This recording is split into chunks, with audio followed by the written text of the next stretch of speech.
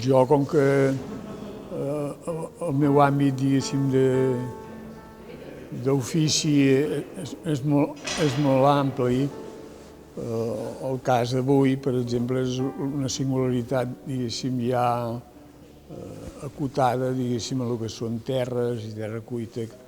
He configurat una prolongació al treball que vinc fent de fa molts anys. Per exemple, aquesta part que només hi ha imatge, això ja és una recopilació d'un llibre amb accions, amb llenguatge, amb ofici. O sigui, esclar, una cosa que coneixia o que conec i que analitzo i també experimento, doncs es produeix un llibre amb una dialèctica, diguéssim, de llenguatge no solament parlat, sinó també el fet de fer, el fet de significar.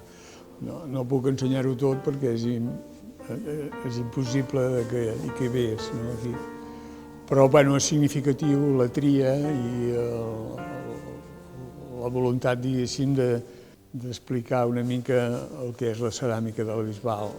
Jo em trobo que, com que també vaig fer estudis d'escultura i ceràmica, etc., doncs, esclar, es produeix l'efecte d'anàlisi i al mateix temps de provar i d'experimentar. I aquest experiment, esclar, el faig amb el que conec més i això em proporciona, diguéssim, tota una avançada en quant al fet que la ceràmica, com tot, és polièdrica, vull dir que dona marge a inventar i a fer molts aspectes importants o interessants, i és el que he anat continuant fent tota la vida.